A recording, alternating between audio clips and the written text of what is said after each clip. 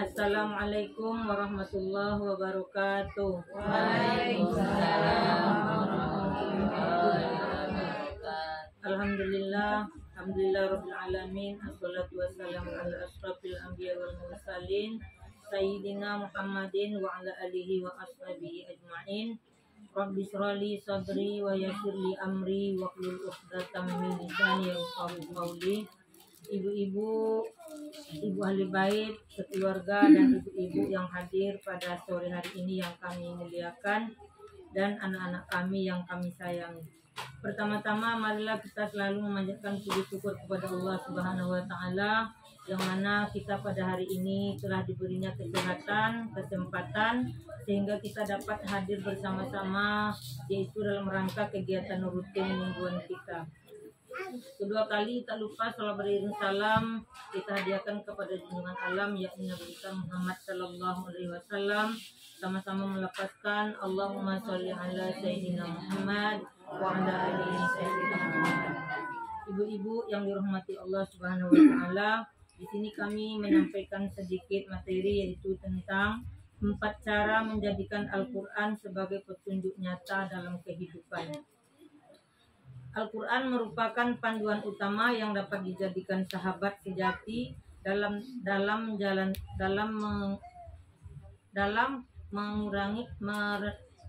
mengarungi kehidupan agar sesuai dengan maksud dan tujuan Allah Subhanahu wa taala yang disebut yaitu maqasid as-syari'ah.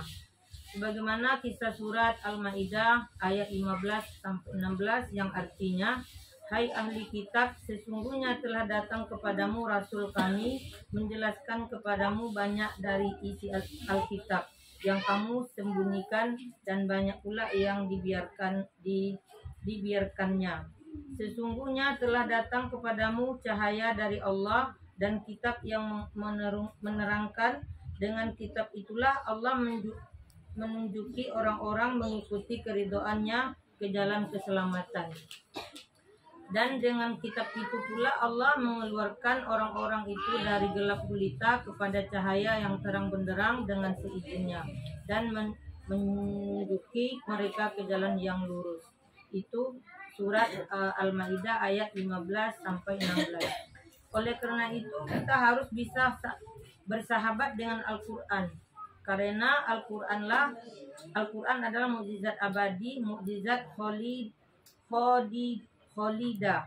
Keberadaan Al-Quran diyakini sebagaimana pepatah, yaitu tak lekang oleh panas, tak lapuk oleh hujan.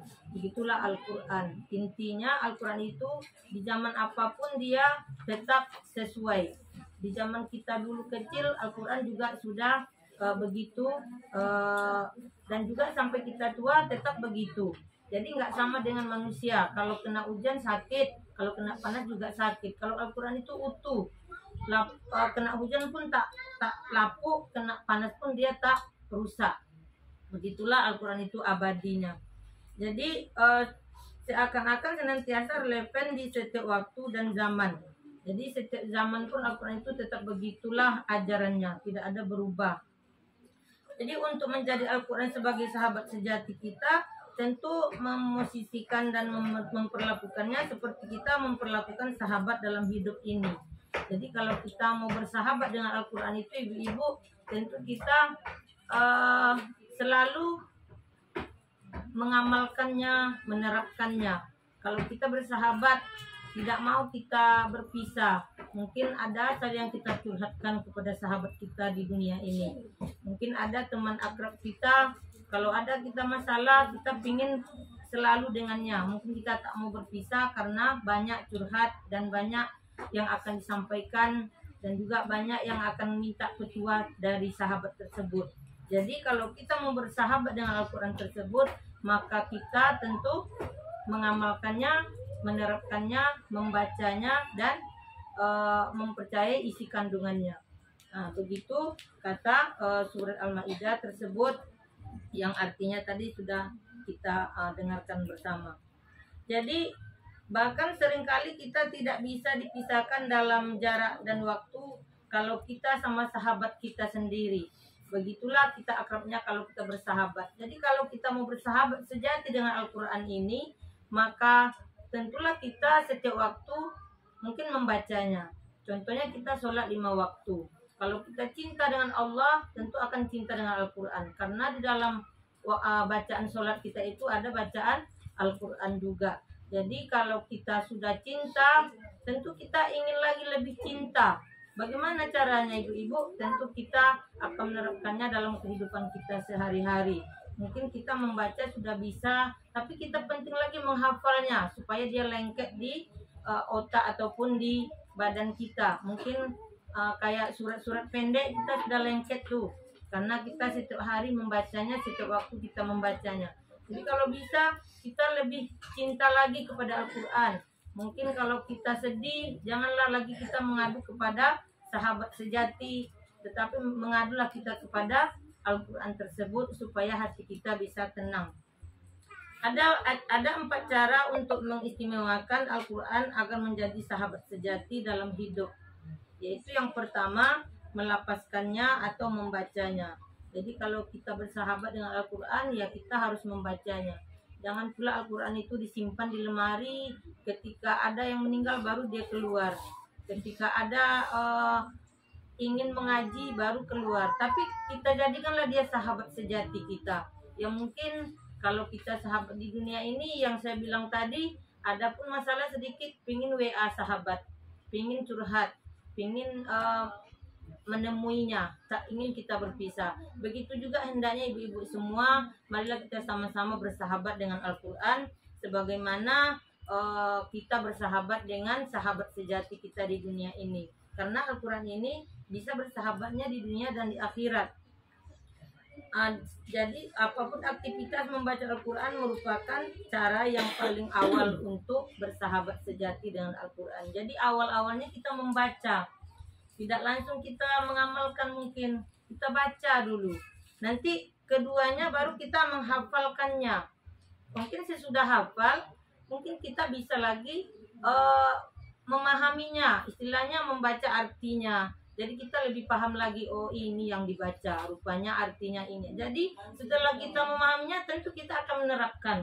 Kita terapkan dalam hidup kita, mungkin sesuai rasanya tentang yang kita baca itu dalam keseharian, ya udah kita amalkan. Itu namanya diamalkan. Yang kedua yaitu menghafalkannya. Itu kedua cara membuat sahabat dengan Al-Quran. Keduanya kita menghafalkannya. Kegiatan untuk bisa menghafal Al-Quran adalah langkah kedua yang dapat menjadikan Al-Quran sebagai sahabat sejati yang terpatri dalam hati dan terasa dalam jiwa. Jadi kalau kita udah hafal itu, kita kan udah lepas tangan nih ibu-ibu, mata kita bisa ditutup, kita bisa membaca. Berarti dia udah masuk ke jiwa. Jadi kalau udah masuk ke jiwa, tentu akan ingin kita membacanya. Ya jelasnya kita dalam waktu sholat itu membaca Al-Quran. Di dalam nanti kita ada mungkin rasa takut, kita ingin membaca Al-Quran. Kalau dia sudah hafal, sudah lengket, berarti kita tidak akan lagi mencari bukunya ataupun Al-Qurannya, karena kita udah menghafalnya. Berarti kita udah bersahabat dengan Al-Quran tersebut. Yang ketiga yaitu mentadaburinya. Mentadaburinya artinya kita bersahabat sejatinya, yaitu kita berusaha untuk memahami kandungan atau maknanya. Jadi kalau kita sudah membaca, sudah kita menghafal, kita berangsurlah memahaminya, memahami makna yang kita baca tersebut. Itu berarti kita sudah lebih bersahabat. Kalau kita bersahabat dengan orang, Bu, kita pertama-tama itu menilai. Nah, mungkin sama dengan membaca. Kalau Al-Quran kita baca dulu sifatnya, mungkin yakin nggak kita kalau curhat sama dia, baru kita hafal dia. Oh, dia udah begini, hafal. Taktiknya kita udah hafal. Kalau dia memang tidak mau membocorkan rahasia, mungkin kita langsung mengamalkannya. Maksudnya kita langsung bercurhatlah kepadanya, karena kita sudah tahu isi hati orangnya. Berarti kita percaya. Tapi lebih percayalah hendaknya kita kepada Al-Quran tersebut, karena Al-Quran ini lebih baik maknanya daripada mungkin kalau manusia walaupun baik, tapi bisa saja buruk. Akhirnya terbongkar juga rahasia yang kita simpan kepadanya. Yang keempat adalah yaitu mengamalkannya. Jadi setelah kita membaca, setelah kita menghafalnya, setelah kita mentadaburinya, maka yang keempatnya kita marilah sama-sama mengamalkannya. Untuk bisa bersahabat dengan Al-Quran adalah berusaha untuk mengamalkan setiap ayat yang terkandung di dalamnya. Proses untuk bisa mengamalkan Al-Quran dapat dipahami dengan cara menjadikan aktivitas kita sesuai dengan ketentuannya, baik dalam urusan duniawi maupun ukhrawi, yaitu urusan akhirat.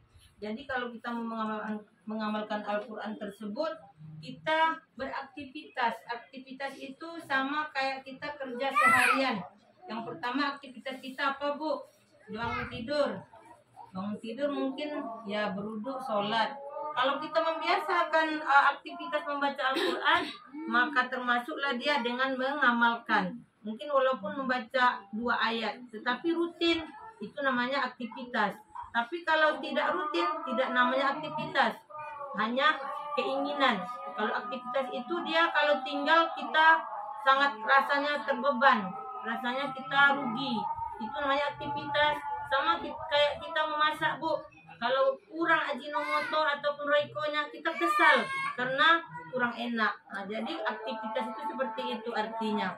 Jadi kalau kita terbiasa beraktivitas membaca Al-Quran, walaupun kapan saja waktunya, malam ataupun pagi, siang, kalau sudah terbiasa, Bu, rasanya kita rugi tidak membaca Al-Quran tersebut. Mudah-mudahan ibu-ibu yang hadir pada siang hari ini dapat memahami apa yang kami sampaikan, dan hendaknya kita sama-sama mengamalkan, menerapkan, membaca Al-Quran dan tadabburinya. Semoga dalam kehidupan ini kita selalu diberi Allah SWT petunjuk dan juga diberikan jalan yang lurus.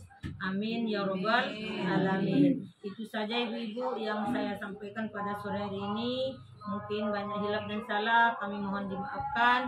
Wabillahi taufiq wal hidayah. Assalamualaikum warahmatullahi wabarakatuh. Waalaikumsalam warahmatullahi